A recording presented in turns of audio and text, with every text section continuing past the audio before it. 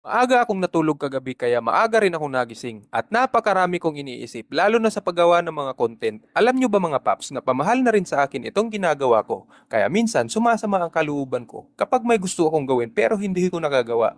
Promise, pero okay lang naman, no choice. Kundi mag-move on kasi tukoy ko naman na ang problema at alam ko na rin ang solusyon. Kaya lang mahirap talaga lalo na sa panahon ngayon na winter na dito. Ito talaga ang pinakaayokong season dito sa South Korea dahil para akong handicap o inutil sa mga Bisaya pa. Moving forward tayo, alas 4 pa lang ng madaling araw, gising na ako at inihanda ko na ang mga gamit ko dahil titiisin ko ang lamig ngayon at ingay ng kusina namin para sa mga gagawin ko.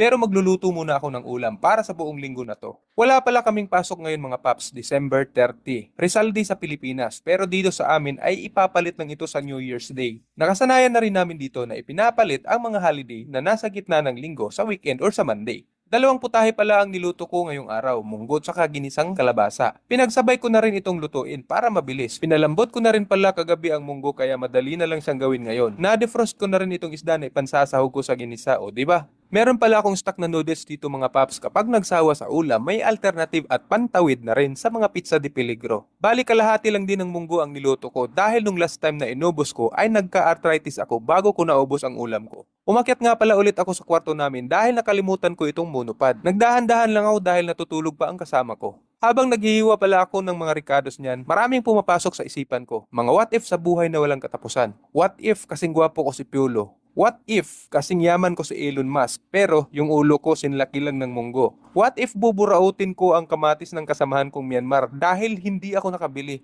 What if? Pumapalya pala itong aming kalan kaya matagal kumulo itong munggo. At ito namang non-stick pa namin na mas madikit pa kay may tiban. Halos hindi ko mabaliktad itong isda kaya pinilit ko na lang para hindi naman maging uling. Nagugutom na pala ako sa mga oras na to pero tiniis ko lang. Hindi ko pala isinahog lahat ng pritong isda sa ginisa dahil medyo marami ito at maiulam ko na rin ito ng dalawang kainan. Dito pala sa abroad mga paps, kailangan naming magtipid lalo na ngayon na napakababa ng palitan. Isipin nyo na lang yung sahod ko sa isang buwan ay bumaba ng minimum 5,000 pesos ang exchange rate. Idagdag mo pa yung mga ilang araw na wala kaming pasok dahil lumhina rin ang company namin at no work no pay pa kami. Kaya wag na kayong magtaka kung hindi na ako masyadong naglalabas ngayon. Nagsali na rin pala ako ng dishwashing liquid dahil kanya-kanya rin kami dito ng mga gamit. Dahil may mga times talaga na mahirap bumunot pero madaling kumamot at mas madaling mamburaot. Dito luto na pala yung what if. Kaya kumain na ako kaagad para maumpisa na ang pag-edit ng mga pending videos ko. Akalain nyo ba namang nakalimutan ko na ang mga kaganapan sa tagal ng nakaimbak nito sa cellphone ko? Yung iba dito pinagtatapon ko na. Yung video, hindi yung cellphone, huwag kayong malito. Pagkatapos kong kumain ay tinanggal ko na rin lahat ng tinga sa ngipin para di naman masayang at isinama ko na rin sa paglunok at para makatipid na rin sa toothpaste. Pinaghugasan ko na rin lahat ng mga ginamit ko para walang kalat. Nagkape at sinimulan ko na ang mga bagay na kailangan kong gawin. Nagkunyari lang pala ako niyan na nag-i-edit at kailangan ko itong matapos ngayong araw dahil for today's video po ito, hindi for tomorrow.